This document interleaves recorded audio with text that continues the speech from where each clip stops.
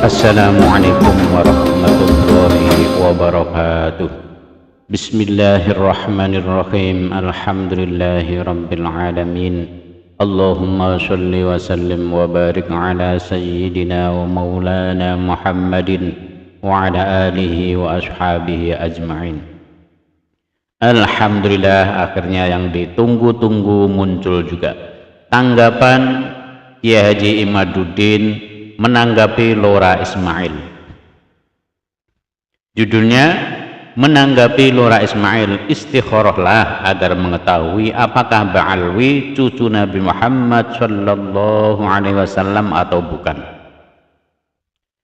Di dalam akun Facebooknya, Lora Muhammad Ismail Al-Khalili mengatakan, setelah sekian purnama akhirnya ada tulisan saya yang dinotis Kiai Imad. Tulisan berjudul "Ketika Syarat Kitab Sezaman Kiai Imad Dibantah oleh Penulis Kitabnya Sendiri". Sepertinya tulisan saya kali ini cukup mengusik beliau karena bisa meruntuhkan syarat utama yang beliau ciptakan sendiri dalam tesis andalannya. Wajar jika beliau cukup khawatir karena sampai saat ini di Facebook saja sudah lebih dari 5.000 akun yang membagikan tulisan saya itu. Pada tulisan bantahannya ini, Kiai Imad menyuruh saya untuk sholat istikharah terkait nasab Ba'alawi. Emangnya ada cara isbat nasab dengan istikharah?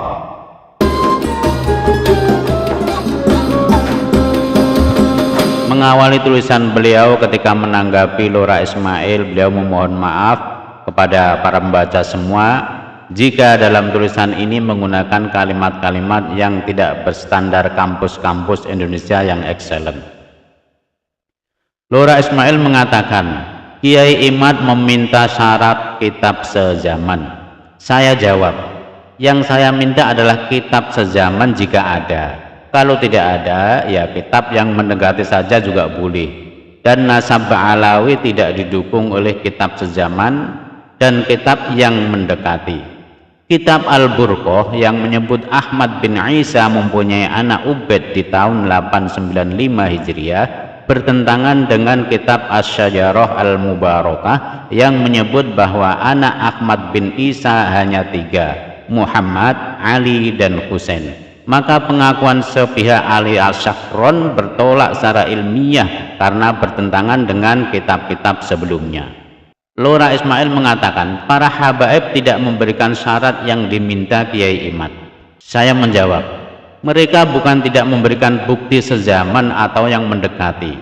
Mereka sudah berusaha memberikan, tetapi apa yang diberikan terkonfirmasi palsu, seperti sanad-sanad wayang Muhammad bin Ahmad bin Isa yang katanya mendapatkan hadis dari pamannya Ubaid, lalu Ubaid mendapatkannya dari Al-Husain bin Muhammad Ibnu Al-Askari.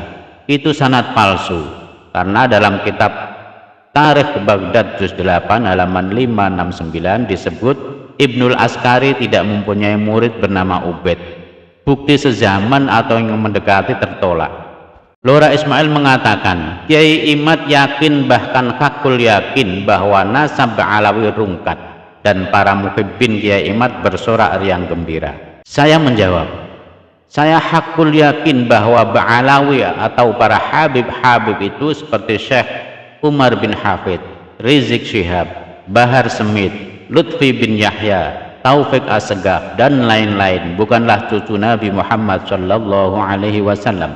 Mengenai saya punya muhibbin dalam pengertian seperti para Ba'alawi itu saya tidak tahu. Kalau tahu akan saya larang. Karena kalimat muhibbin itu konotasinya negatif, yaitu orang yang berkecenderungan terhadap sesuatu bukan karena dalil tetapi karena suka atau tidak suka.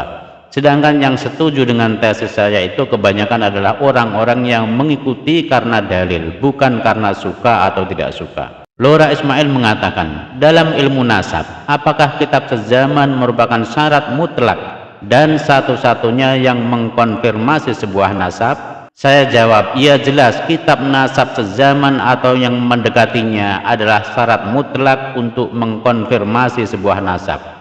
Jika tidak, maka nasab itu adalah nasab Sangkuriang binti Dewi Sumbi, yang untuk mengkonfirmasi apakah Sangkuriang itu benar anak Dewi Sumbi, tidak memerlukan kitab sezaman.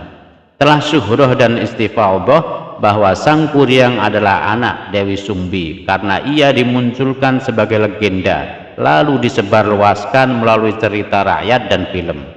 Jika anak-anak ditanya siapakah ibu Sang Kuryang, maka anak-anak itu akan menjawab Dewi Sumbi.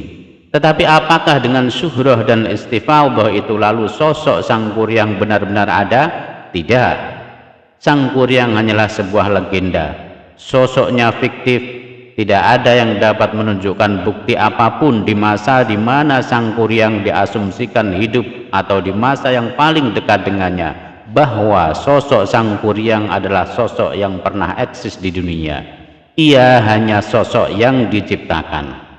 Lora Ismail mengatakan, setelah membaca beberapa kitab nasab, khususnya kitab-kitab yang menjadi rujukan utama Kiai Imad dan para jagoannya dalam masalah ini, Muqaddimat fi ilmil ansab, Rosail fi ilmin ansab, Al-Kafi al-Muntakhab, dan lain-lain, saya berani menyimpulkan bahwa dalam hal ini terdapat dua kubu.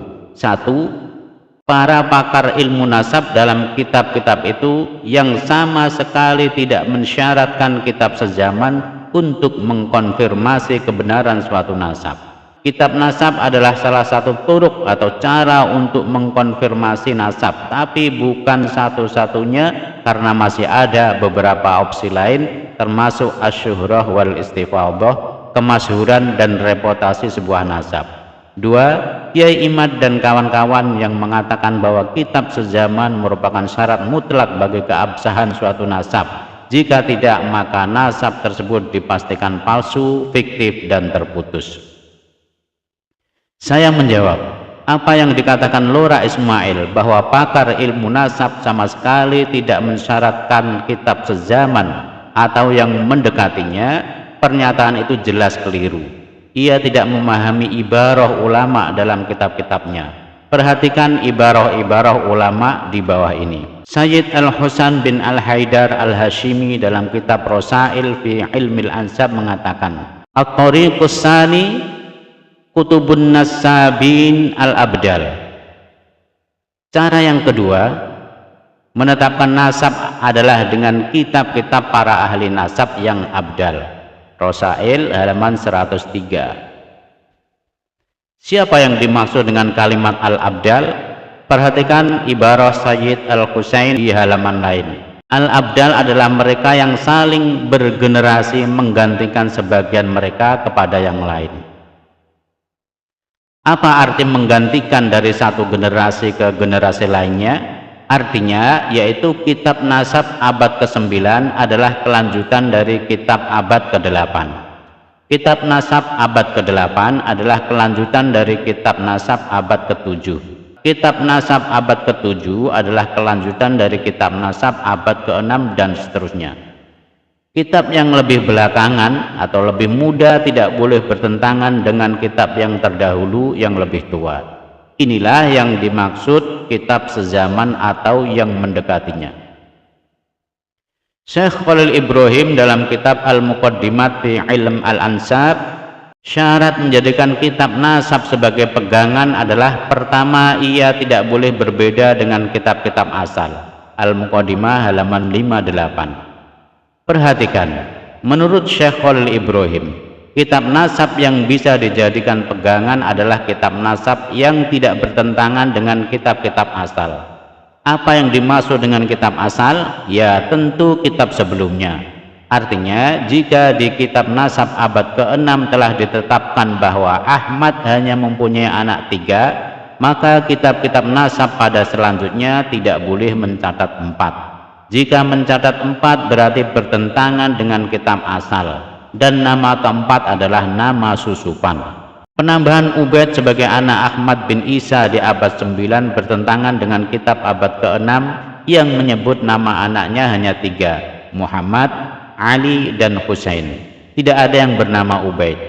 Munculnya nama Ubaid sebagai anak Ahmad setelah 550 tahun dari wafatnya Ahmad tanpa referensi apapun menunjukkan bahwa Ubaid adalah susupan yang wajib ditolak akal sehat. Dr. Abdurrahman bin Majid Al-Qoroja dalam kitabnya Al-Kafi al-Muntakhab mengatakan, Sejarawan tidak boleh didahulukan dari penetapan ahli nasab, khususnya jika ahli nasab itu lebih dekat masanya atau tempatnya. Perhatikan apa yang dikatakan oleh Dr. Abdurrahman bin Majid tentang kitab sezaman atau yang lebih dekat zamannya dengan objek penelitian. Di dalam kitab tersebut bahwa kitab sejarah tidak boleh didahulukan dari kitab nasab, apalagi jika nasab itu zamannya lebih dekat. Dari situ jelas kitab sezaman atau yang mendekati adalah instrumen dalam penelitian kesohihan nasab. Lora Ismail mengatakan, saya justru semakin yakin, hakul yakin, bahwa syarat tersebut hanyalah syarat yang diada-adakan oleh Kiai Imad tanpa rujukan dari kitab nasab manapun. Saya menjawab, sudah disebutkan sebelumnya bahwa jika cara memahami kitab nasab itu benar, maka akan sama kesimpulannya, yaitu kesohihan sebuah sejarah dan nasab harus dikonfirmasi oleh kitab sezaman atau yang mendekatinya. Di universitas-universitas di Indonesia, syarat kitab sezaman atau yang mendekatinya adalah metodologi standar dalam ilmu sejarah, di mana ilmu nasab adalah bagian darinya. Tidak tahu kalau di Yaman, bisa jadi di sana kesohihan sejarah dan nasab itu hanya diisbat dengan dongeng-dongeng saja. Untuk lebih cerdas, bacalah buku-buku sarjana dari Indonesia tentang metodologi ilmu sejarah, agar cara berpikirnya seimbang dengan sarjana-sarjana Indonesia yang cerdas dan rasional. Lora Ismail mengatakan, ada banyak sekali poin dalam kitab beliau yang sangat bertentangan dengan pendapat Kiai Imad selama ini. Salah satunya adalah ketika di poin ke-10 halaman 96, beliau mewanti-wanti jangan sampai kita menuduh suatu nasab, ta'an fin nasab, hanya karena sebuah nama yang tidak disebutkan dalam kitab tertentu. Saya menjawab, Lora Ismail salah memahami ibarah Syekh Khalil Ibrahim di atas. Ibarah itu bukan untuk semisal nasabnya Ubaid yang tidak disebut sebagai anak Ahmad, tetapi untuk sebuah nama yang tidak disebut dengan kalimat lahu aqbun, ia mempunyai keturunan. Di kitab nasab itu kadang ada nama-nama yang ditulis dengan kalimat lahu aqbun, ia berketurunan. Ada yang hanya ditulis namanya tanpa ada keterangan ia berketurunan atau tidak. Maka kata Syekh Khalil Ibrahim, jika ada sebuah nama yang ditulis hanya namanya saja, tidak ditulis apakah ia mempunyai keturunan atau tidak, maka jangan divonis ia tidak berketurunan. Kalau nama Ubaid beda Lora, namanya memang tidak pernah disebutkan. Ia gelap gulita selama 550 tahun. Ia fiktif, tidak sah orang hari ini mengaku keturunannya karena ia sosok ahistoris.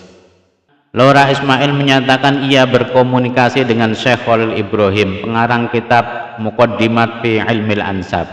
Kita akan lihat, jika benar itu nomor WA Syekh Khalil Ibrahim, bahwa hujjah itu akan mentok kepada syuhrah wal istifaudah dan pengakuan bahwa nama-nama wayang Ba'alwi benar-benar tidak ada dalam kitab-kitab nasab.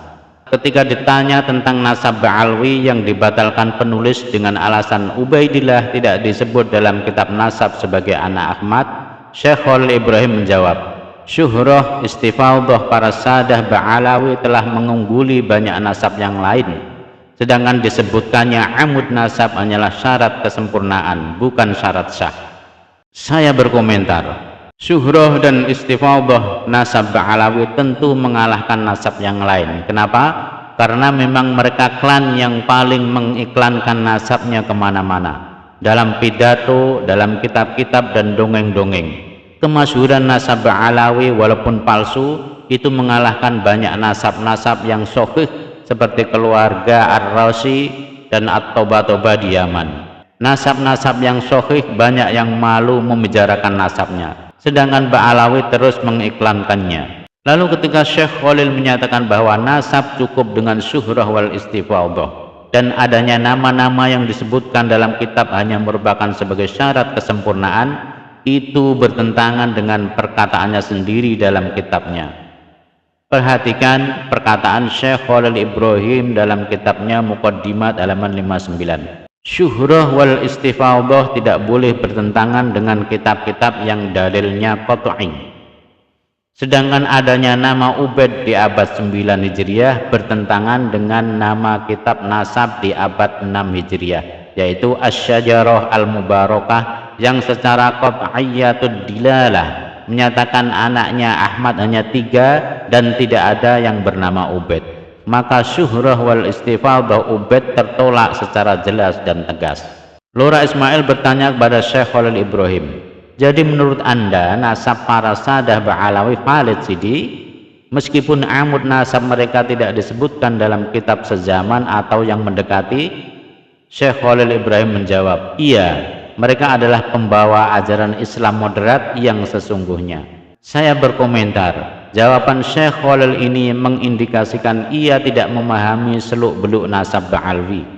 Ia belum tahu bahwa nasab Ba'alawi hari ini bertentangan dengan kitab Asy-Syajarah Al-Mubarakah, dan ia belum mengetahui bahwa nama-nama seperti Ubaid, Alwi, Muhammad dan sebagainya itu adalah nama-nama fiktif belaka.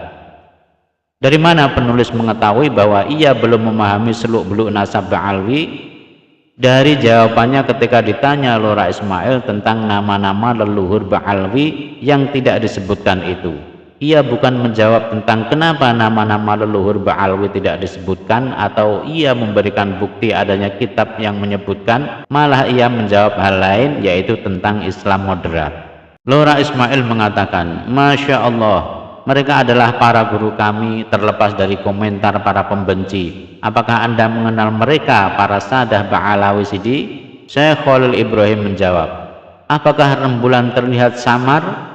Mereka adalah para da'i yang telah menyebarkan ilmu di barat dan di timur dunia. Saya berkomentar, seneng ya gurunya diisbat walau tanpa dalil. Ada cara agar hati lebih tidak gundah gulana apakah gurunya cucu Nabi atau bukan. Bangunlah di tengah malam, lalu jernihkan jiwa, istikharahlah, mohon kepada Allah petunjuk apakah Ba'alawi cucu Nabi atau bukan. Insya Allah dengan ketulusan jiwa akan terbuka tirai kegelapan ma'rifat yang terbalut cinta buta. Allah akan hunjamkan hakikat kebenaran di hati yang tiada terombang-ambing lagi oleh sesuatu selain kebenaran. Lalu akan tenanglah jiwa walau alam nyata memberi jawaban bahwa gurunya bukan cucu Nabi. Teman-teman yang berbahagia, silahkan baca kelanjutan sendiri di wal afwu minkum. Wassalamualaikum warahmatullahi wabarakatuh.